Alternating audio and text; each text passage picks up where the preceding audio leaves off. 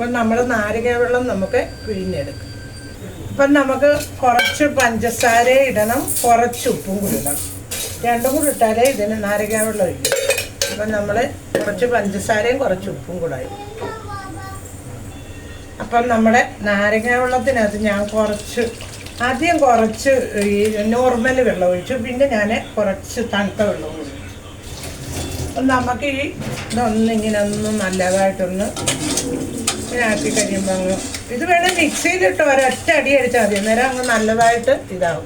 നമുക്കപ്പം നാരങ്ങ വെള്ളം ഒന്ന് റെഡിയാകും. അപ്പോൾ എല്ലാവർക്കും നമസ്കാരം. ഇന്ന് നമ്മളൊരു മുട്ട കൊണ്ടൊരു മുട്ട റോസ്റ്റ് ഉണ്ടാക്കുന്നത്. അതിന് കുക്കറിനകത്ത് നമ്മൾ മുട്ട വെച്ച് 3 സീറ്റി അടിച്ച് ഇവിടെ വെച്ചിട്ടുണ്ട്. കുക്കറിൽ 3 സീറ്റി അടിച്ചാൽ മതി. മുട്ട നല്ല ക്ലീനായിട്ട് നല്ലതായിട്ട് വെന്തിരിക്കും. ചരുവത്തിലാകുമ്പോൾ ഒത്തിരി സമയം എടുക്കത്തില്ല. അപ്പോൾ അത് വെച്ച് വെച്ചിട്ടുണ്ട്. എന്നിട്ട് നമുക്ക് നാരങ്ങ വെള്ളം ഒന്ന് ഗ്ലാസ്സിലോട്ട് ഒഴിക്കാം. പിന്നെ നമുക്ക് മുട്ട ഇത് ചെയ്യുന്നത് നമുക്കൊന്ന് കാണാം. അപ്പം നാരങ്ങ വെള്ളം എല്ലാം റെഡിയായി. 2 കുഞ്ഞിന് ഞാൻ കൊടുത്തു. ഇനി അപ്പൂപ്പനും കൊടുക്കട്ടെ. ഓക്കെ.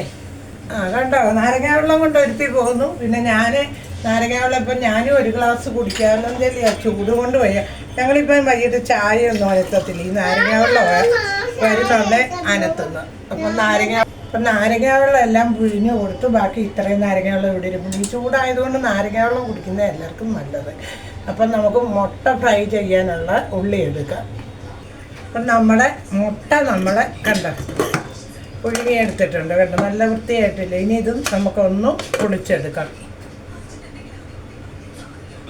അപ്പം നമ്മൾ 4 ഉള്ളി എടുത്തിട്ടുണ്ട് ഈ പിന്നെ മുട്ട ഫ്രൈ ചെയ്യാൻ. പിന്നെ നമുക്ക് ഒരു തക്കാളിക്കായും കൂടെ വേണം. ഇപ്പം നമ്മുടെ 4 ഉള്ളിയും നമുക്ക് ഒന്ന് ചെറുതായിട്ടൊന്ന് അരിഞ്ഞെടുക്കും.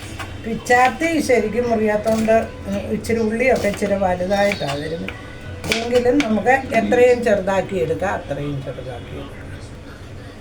അപ്പം ചീനിച്ചട്ടി നമ്മൾ എടുത്ത് അടുപ്പിൽ വെച്ചിട്ടുണ്ട്. ഇനി നമുക്ക് ഈ ചീനിച്ചട്ടി ഒന്ന് ചൂടാകുമ്പോഴത്തേക്ക് എണ്ണ ഒഴിക്കും. അപ്പം നമുക്ക് കുറച്ചെണ്ണ ഇതിനകത്തോട്ട് ഒഴിക്കും. നമ്മൾ കുറച്ച് വെളിച്ചെണ്ണ അതിനകത്തോട്ട് ഒഴിച്ചിട്ടുണ്ട്. നമുക്ക് ഒരു ശകലം എണ്ണ ഒഴിക്കും, കടുക്. പിന്നെ നമുക്ക് കുറച്ച് പെരിഞ്ചീരകം അതിനകത്തോട്ട്. പിന്നെ നമ്മൾ ആണെങ്കിൽ നമ്മുടെ ഉള്ളി നമ്മളെടുത്ത് വെച്ചിട്ടില്ല. ഉള്ളി ഇഞ്ചിയും വെളുത്തുള്ളിയും കൂടെ അരിഞ്ഞിട്ട് അത് രണ്ടും കൂടെ അങ്ങോട്ടിട്ട് ഇതൊന്ന് മൂപ്പിക്കുക. ഒന്ന് മൂക്കണം. അപ്പം നമ്മുടെ ഉള്ളി ചെറുതായിട്ട് കിടന്ന് മൂക്കുന്നുണ്ട്. നമ്മൾ അതിനകത്ത് കുറച്ച് ഉപ്പും കൂടി ഇട്ടിട്ടുണ്ട്, കുറച്ച് കരിയാപ്പില ഇട്ടിട്ട്. അപ്പം നല്ലോണം ഉള്ളി മൂക്കണം. മൂത്ത് കഴിച്ച് നമുക്ക് തക്കാളിക്ക് അങ്ങോട്ട് ഇടാം അതിനകത്ത്. അപ്പം ആ സമയം കൊണ്ട് ഞാൻ പറഞ്ഞില്ലേ അതേണ്ട നല്ലതായിട്ട് മുട്ട വരും. നമുക്കിതൊന്ന് പൊളിച്ചെടുക്കാം. അപ്പം നമ്മുടെ മുട്ട നോക്കിയാൽ നല്ല വൃത്തിയായിട്ട് ചരുവത്തിൽ കുടുങ്ങിയാൽ ഒത്തിരി സമയം പിടിക്കുകയും വേണം. ഇങ്ങനെ മുട്ട നല്ലതായിട്ട് എനിക്ക് കിട്ടത്തില്ല. പക്ഷേ നമ്മൾ കുക്കറിനകത്തൊന്ന് പിഴിഞ്ഞ് നോക്കിയാൽ നല്ല അടിപൊളിയായിട്ട് മുട്ട കിട്ടുകയും ചെയ്യും. ഒരു ശകലം തൊലിയിലെങ്ങും പറ്റത്തില്ല.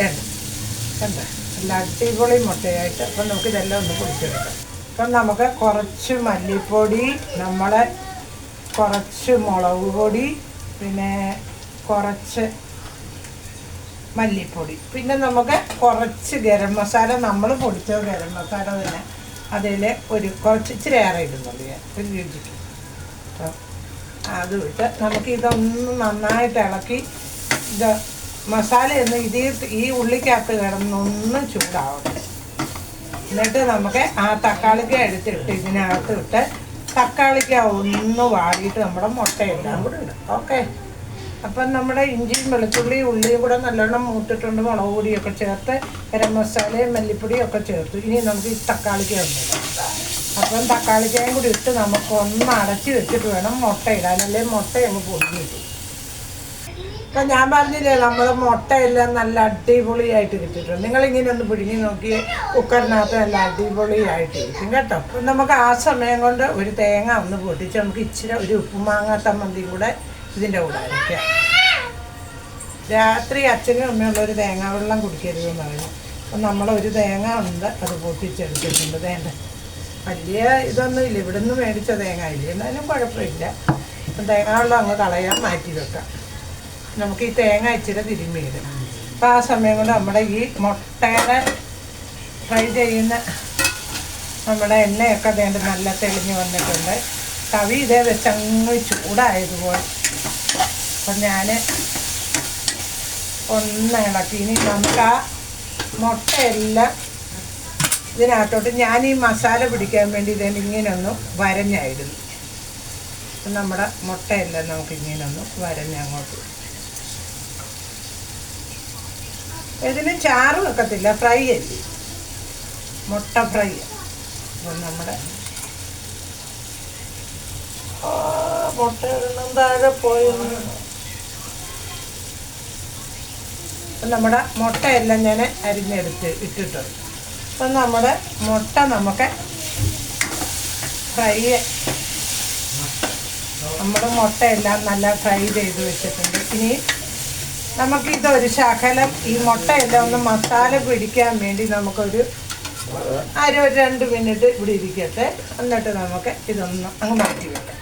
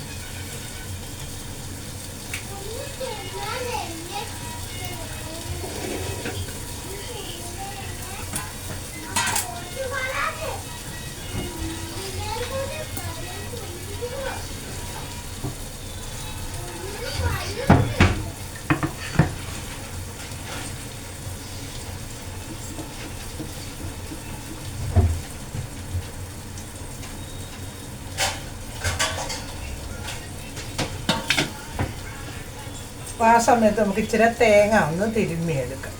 അപ്പം നമ്മുടെ മുട്ടയെല്ലാം നല്ല ഫ്രൈ ആയിട്ടുണ്ട്. നമുക്ക് മുട്ട ഫ്രൈ അങ്ങ് മാറ്റി വെച്ചിട്ട് നമുക്ക് സമ്മന്തി അരയ്ക്കാൻ ഉപ്പുമാങ്ങ സമ്മന്തിക്കുള്ള തേങ്ങ തിരുമ്മി. അപ്പം നമ്മുടെ മുട്ടയെല്ലാം ഫ്രൈ ചെയ്ത് ഞാനങ്ങ് മാറ്റി വെച്ചിട്ടുണ്ട്. അപ്പോൾ ഇതിൻ്റെ മണ്ടയ്ക്ക് ഇച്ചിരി മല്ലിയില, ഇവിടെ ആ മല്ലിയിലയുടെ രുചി ഇഷ്ടമല്ലാത്തതുകൊണ്ടാണ് ഞാൻ ഇടാത്തത്. അല്ലെ ഇച്ചിരി മല്ലിയിലയും കൂടി ഇട്ട് കഴിഞ്ഞാൽ നല്ല ടേസ്റ്റ്. അപ്പം നമ്മുടെ മുട്ടക്കറി എല്ലാം ഇനി ലാസ്റ്റ് നമ്മളൊരു കാര്യം ചേർക്കും. ആരും ചേർക്കുമെന്ന് എനിക്കറിയത്തില്ല, ഞാൻ എന്നാലും ചേർക്കും ഇങ്ങനെ ഒരു നുള്ള പഞ്ചസാര. അപ്പം ആ മുട്ടയുടെ പുളിയും എല്ലാം കൂടെ ബാലൻസ് വയ്ക്കും. നല്ല അടിപൊളി മുട്ട ഫ്രൈ ആയിരിക്കും. എന്തായാലും നമ്മുടെ മുട്ട ഫ്രൈ എല്ലാം റെഡി ആയിട്ടുണ്ട്. ഇനി മുട്ട അങ്ങ് മാറ്റി വെച്ചിട്ട് നമുക്ക് തേങ്ങ തിരുമ്മി ഉപ്പുമാങ്ങ സമ്മന്തി ആയിരിക്കും. അപ്പം നമ്മൾ തേങ്ങ അല്ലെങ്കിൽ തിരുമ്മി എടുത്തിട്ടുണ്ട്. ഇനി നമുക്കൊരു ഉപ്പുമാങ്ങ എടുക്കാം. അപ്പോൾ ഇതുപോലുള്ള ഒരെണ്ണത്തിന് നമുക്ക് ഇതിൽ നിന്നൊരു ഉപ്പുമാങ്ങ എടുക്കാം. ചെറിയൊരു ഉപ്പുമാങ്ങ മതി. എന്താണെന്ന് വെച്ചാൽ ഇത് അരയ്ക്കാനല്ലേ, അപ്പം ചെറിയ ഉപ്പുമാങ്ങ എടുത്താൽ മതി.